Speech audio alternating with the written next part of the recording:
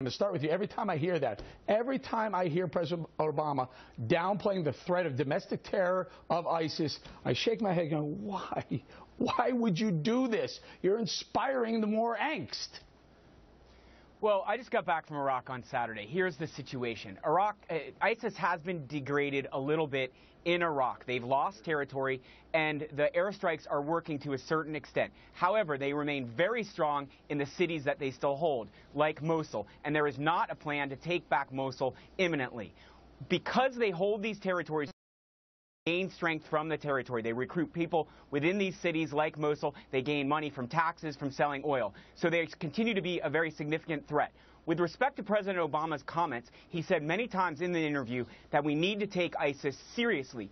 He is technically correct that ISIS does not pose a threat to invading the United States, like the Soviet Union could have done in the Cold War, David, like could have happened in World War II. So he's technically correct. I'm pretty sure the people in San Bernardino don't care what the existential threat to the United States ISIS poses. What, Niall, we should worry about is who's radicalizing at home.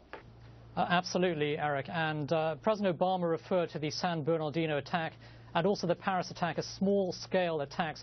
These are major terrorist atrocities on Western soil, and with very good reason. The issue of terrorism is the #1 priority for American voters at this time, and I think there is real concern here in the United States that President Obama simply isn't leading in the global war against Islamist terrorism. In fact, President Obama doesn't even acknowledge that we are at war against the Islamists. This is a president who really looks like a deer in the headlights at the moment in the face of the Islamist threat, and this simply is not good enough. David, a year ago, the jobs and the economy were the #1 things on Americans' minds, the things people were most concerned about. Fast forward a year, now it's national security, terrorism, but the president, according to him, don't worry about ISIS, we got this.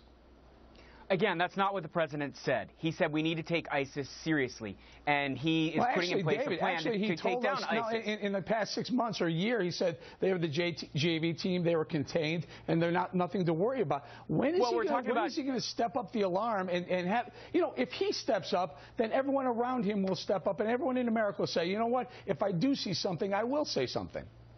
Look, ISIS remains a threat to American interests, both in the United States and abroad. ISIS attack us here, and it can attack American tourists overseas. It can attack American installations overseas, and the U.S. has to be very vigilant about that. But President Obama is also trying to calm the country. We have to put this in perspective. ISIS cannot invade the United States. ISIS cannot bomb the United States. ISIS cannot drop a nuclear bomb in the United States. That's what Obama is saying. He's saying, let's be calm. Let's approach this in a very technical, logical way. Let's secure America, and let's fight ISIS where they are in Syria and Iraq. So let's see what he does next. He has degraded ISIS some, but they remain strong in the places that they control. Now, should we worry, as James Comey points out, 900 open investigations in all 50 states? I mean, it just feels like, you know, it's a matter of time. That's concern. That's what the American people hear. Well, we should be concerned, and there have been at least 75 attempted Islamist terror plots in the United States since 9/11. And we need to be aware of the fact that we are engaged in a global war against a vicious enemy. President Obama really is underestimating the scale of the threat. He is not projecting any kind of leadership. President Obama is no Winston Churchill, he's no Ronald Reagan, he's no Margaret Thatcher, he's not even Jimmy Carter when it comes to confronting the Islamist terror threat. This is a president who is in denial. He is living in a sort of delusional fantasy land, I think, with regard to his overview in the face of the Islamist threat. We need strong, bold, robust leadership coming from the leader of the free world. We're simply not getting that at this time from the White House. David, what do you think ISIS, what do you think they feel? What do they think they hear when they hear President Obama saying, don't worry, they're not a threat? Oh, they're probably insulted. I mean, ISIS wants to be known as vicious, as strong, as capable of taking over the world. If you're insulted and you want to be known as the bully and the bad guy, what do? You step it up, right? Of course, the U.S. needs to step it up, and we have stepped up security here in the U.S. I'm not talking about ISIS. If they hear President Obama saying nothing to worry about, they're nobody, they're not an existential threat to us, then they go and prove that they could be a threat, whether it's from the outside or from within. Eric, my guess is they're doing everything they can to attack the U.S., regardless of what President Obama says.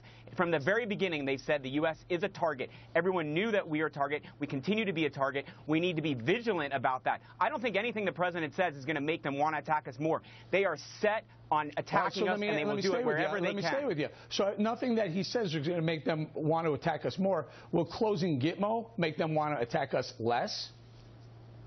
Look, they want to attack us regardless.